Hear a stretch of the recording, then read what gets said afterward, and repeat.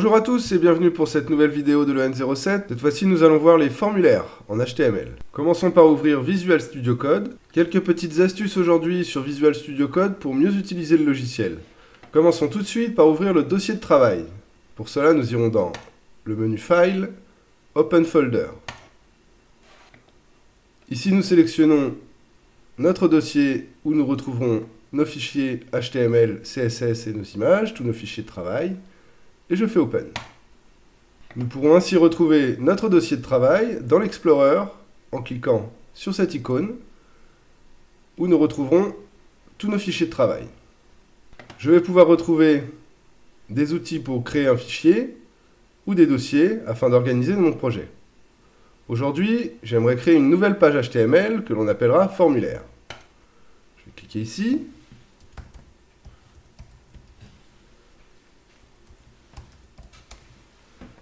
Et mon fichier est créé.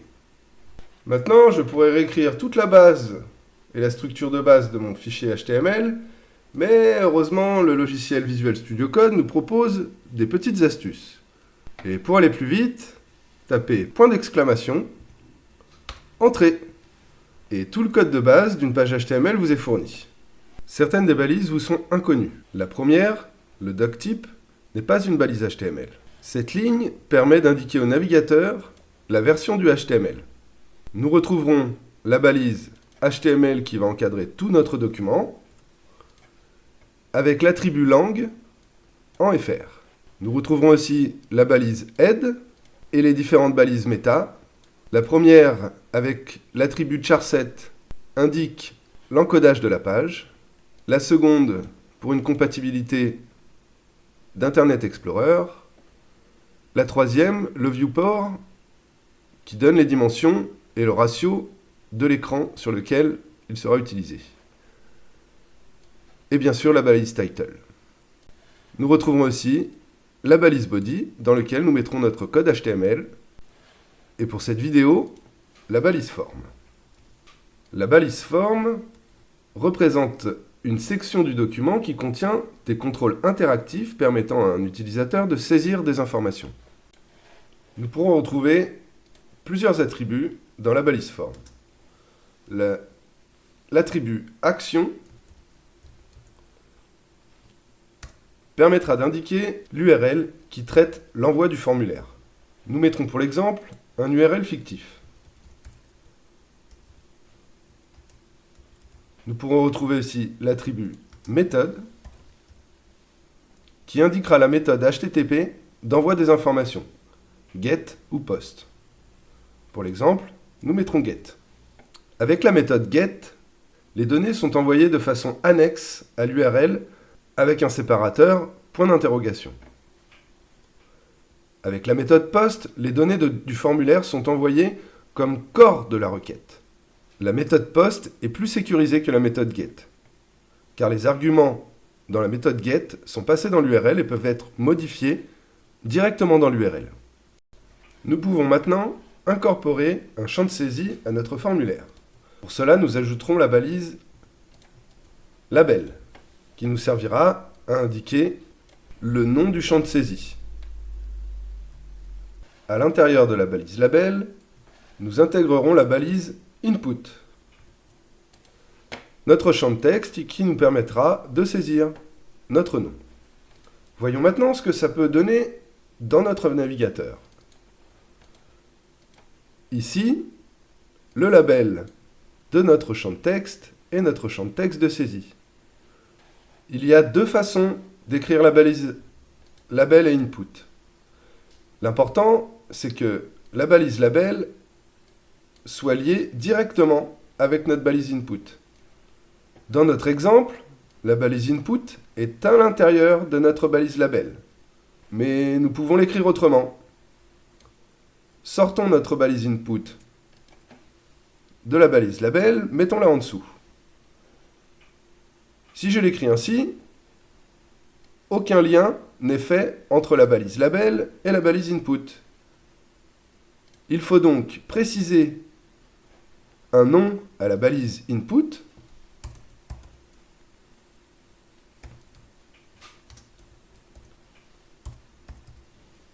Je lui mettrai pour l'exemple le name nom et le label. Nous écrirons l'attribut for et mettrons le même nom indiqué pour la balise input. Ainsi, la balise label est liée avec notre balise input. La manière la plus simple étant quand même de placer notre balise input imbriquée dans la balise label. Nous n'avons plus besoin de l'attribut for. Ajoutons maintenant un autre champ de saisie pour le prénom.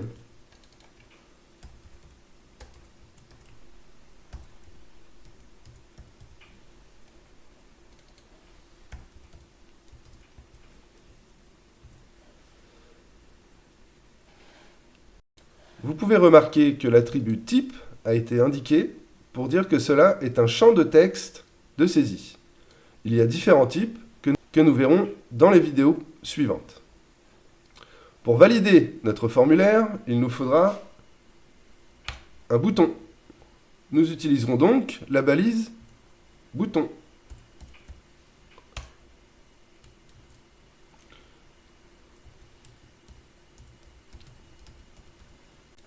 Implicitement, l'action de clic sur le bouton appellera l'action du formulaire, puisqu'il est compris dans la balise forme.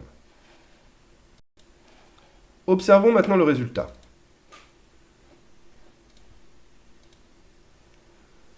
Un champ de saisie pour le nom, un champ de saisie pour le prénom, et le bouton sauvegarde.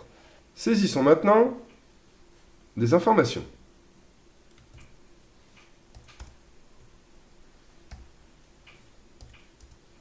Lorsque je vais cliquer sur le bouton sauvegarde, l'URL indiquée, serveur.php, donc indiqué dans l'attribut action, et les différents arguments, le nom séparé par un point d'interrogation et un séparateur et. Bien évidemment, mon fichier n'existe pas, car l'URL d'action était fictive. Voyons maintenant si j'utilise la méthode post. Nous sommes ici en get. Mettons la méthode en post. Je retourne sur mon formulaire et j'envoie mes informations. Nous pouvons observer que les informations ne sont pas passées dans l'URL. Ils sont dans le corps de la page et donc invisibles pour l'utilisateur et ne peuvent pas être modifiés directement par l'utilisateur. Il y a différents types de champs de saisie que nous verrons dans les vidéos suivantes.